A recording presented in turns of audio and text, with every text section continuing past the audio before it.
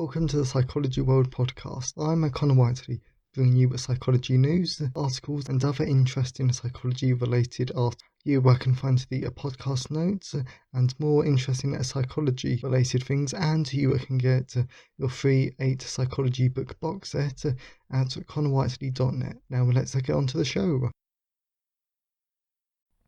Hi everyone, and welcome to episode 74 of the Psychology World podcast with me, Con Wiley, and today's episode is on 5 myths about hypnosis. So this episode I think is really interesting because I found the article and I was just like, wow, hypnosis is often really misrepresented in psychology and also in like TV programs and movies. So I thought it'd be really good to clean up myths because I think that psychology myth busting is actually quite fun. But I definitely thought after this episode I too have also learned quite a bit about hypnosis and the truth about it, because I believed the myths. I believe that hypnosis is a completely useless and it's often fake, but it turns out that it isn't. So hopefully you'll really enjoy today's episode. So moving on to the psychology news section. So we're moving from the British Psychological Society Research Digest, and there's some really good articles today. So the first one is, studies suggest that there is not a sensitive period for developing music skills. Mozart famously started playing the piano and composing while still a young child, but if he hadn't started music practice then, would his future achievements have been as impressive?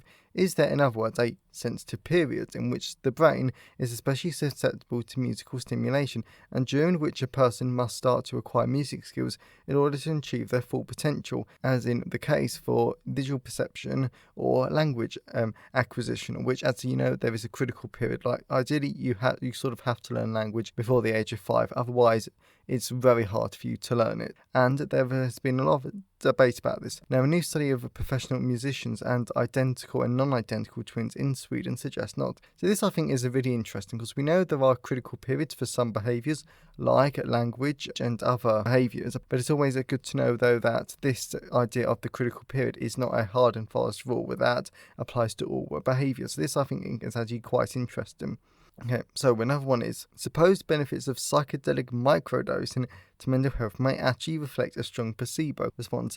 Now, I've heard of psychedelics, I've sort of never really given them too much thought. So an increasingly large body of work suggests that illicit psychoactive drugs can be useful as treatments for certain mental health problems. Studies have found, for instance, that the psychedelic psilocybin from magic mushrooms and LSDs can reduce symptoms of anxiety and depression, while MDMA may be useful in treating PTSD. There's a different story for a practice known as microdosing, however. This involves taking a small quantity of psychedelic substances, normally too little to produce any perceptible effects, repeatedly over a period of time, every few days for several weeks, for example. Now, as we reported in 2019, although results from some surveys or poorly controlled trials suggest that microdosing can improve people's mood or certain aspects of cognition, more vigorous placebo-controlled groups have failed to find any such effect. A new study could explain why. The team finds that people who plan on microdosing do go on and experience a boost on well-being and a reduction in anxiety and depression, but the level of improvement depends on how much they expect to improve in the first place, suggesting that any results on well-being may be a result of a strong placebo effect. So this I think is actually quite good, because if you think about it, psychedelic drugs, the main reason why people do them is to get high, to feel good, and to boost their mental health. But I think this just shows that even the fact that we believe in it actually has its own benefits. Basically, I think this study is actually quite good though, because it really shows the power of the mind, the power of our belief, and this also shows the mind-body link. For example, what we think and feel can actually affect our bodily responses. So this I think is actually quite a good one. So another one is, students enjoy classes more and get better grades if they feel their professor has faith in their abilities to change and improve. This I can definitely agree with. So, as anyone who's ever flunked a test will tell you, doing well at school or university isn't a simple matter of intelligence, ability, or even how hard you've worked. In fact, there are plenty of things that can affect the way we perform, from the way we take notes to how we revise, how much sleep we get whilst we're studying. And according to a new study, something else that might have an impact on our educational achievement is our assumption about our professors. If we believe they have faith in our abilities to change and improve, the team suggests we're likely to enjoy classes more, as well as achieve higher grades. So a really important tip from this one is that if you're a teacher, if you're anything to do with education, even if you don't have faith in your students, like I remember quite a few times where some teachers really did not have faith in some of my fellow students, which I completely understood. Their heart was not in psychology in the slightest. Just fake it, because you never know. If you make the student believe that you have faith in them, then they might do better than expected. And of course, that has longer term a benefit. Okay, so we will do one more. Okay, so having hope for the future could protect against risky behaviours. At the start of a new year, it's customary to look forward, imagining what we might want to achieve in the next few months to come.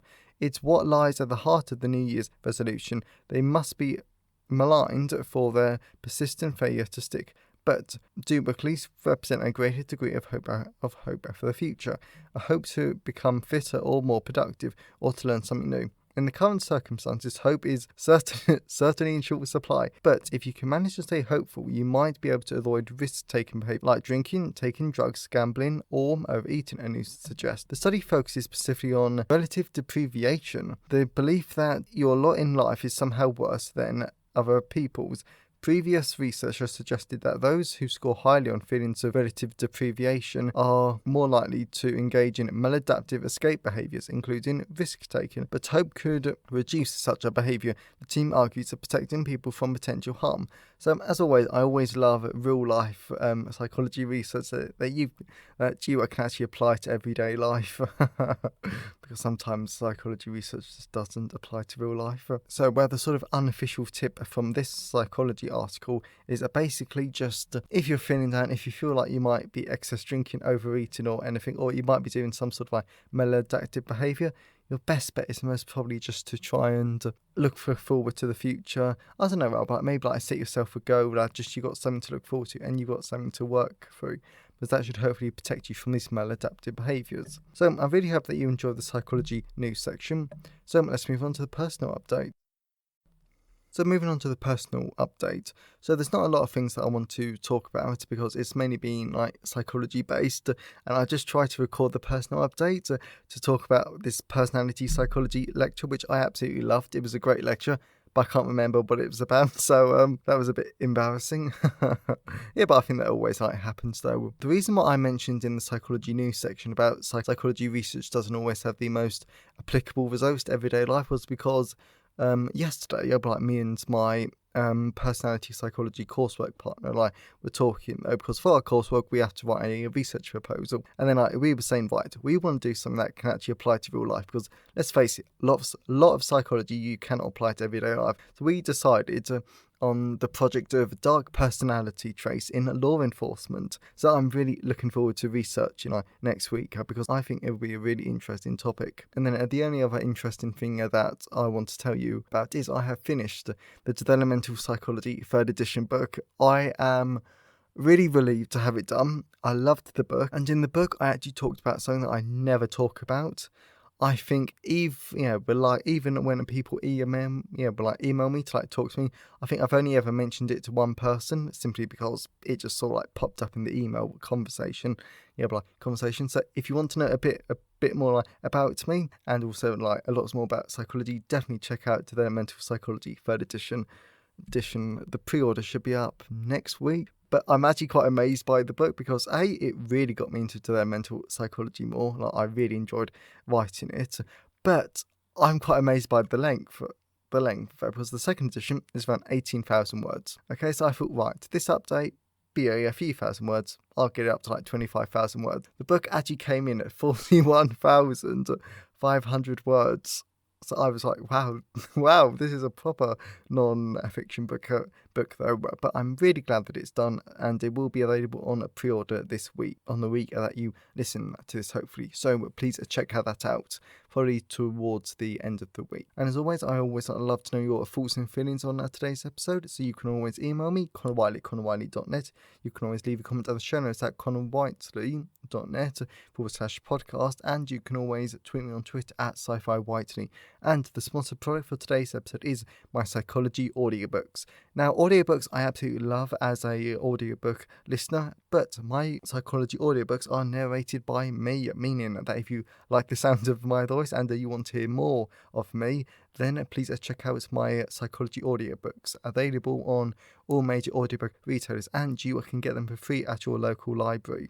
And all my audiobooks are on for at least about an hour or two, so that's a lot more listening with me.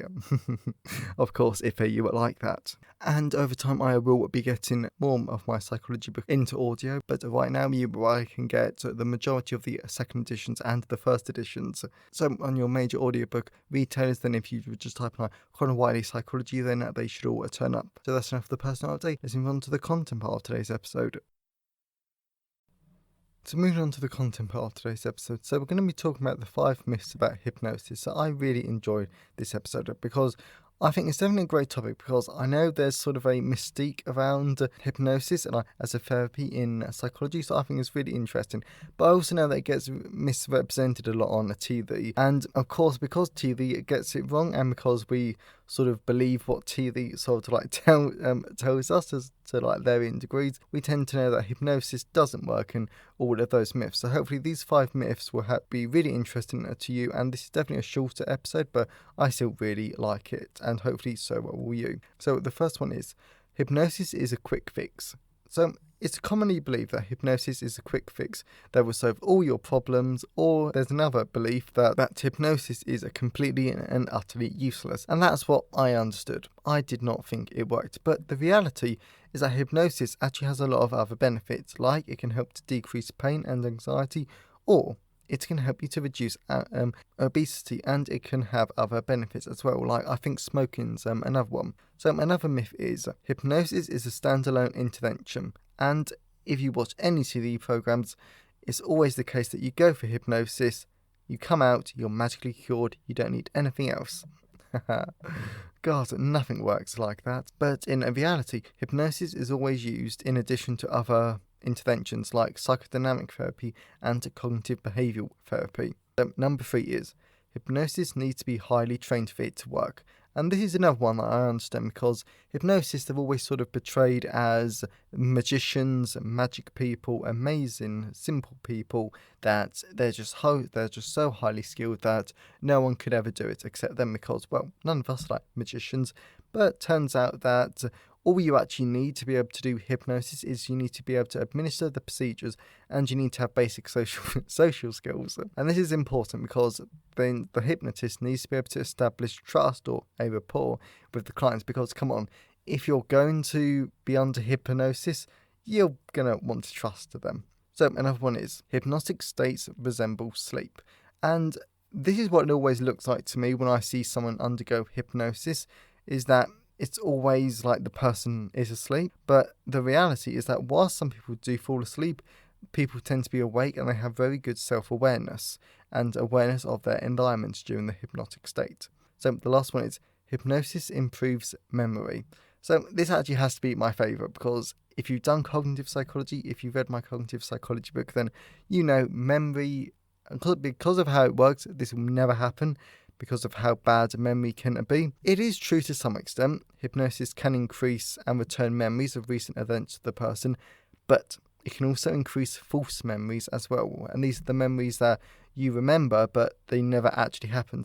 And that is actually one of my favourite cognitive psychology topics. So I really hope that you enjoyed today's episode. I definitely found this episode to be quite useful, and I didn't know how short this was actually going to be. But the article that I pulled this from actually had like 21 myths. So if you go to connorwhiteley.net/podcast, you find episode 74. And then if you scroll down to the references, you'll find the link, and there's some great myths on there that I really recommend it. So as always, really hope that you enjoyed today's episode. Feel free to contact me by email, tweeting me, or leave a comment on the show notes. And if you know someone who would enjoy today's episode, then please tell them about it. I'm always really, really grateful when you wonderful people spread the word about the podcast. So have a great day, everyone, and I'll see you next time. Thanks for listening today. I hope you enjoyed it. If you want to see the show notes, then please go to connorwhiteley.net. And if you want a free 8-book psychology box set, then please go to connorwhiteley.net. Have a great day, and I'll see you next time.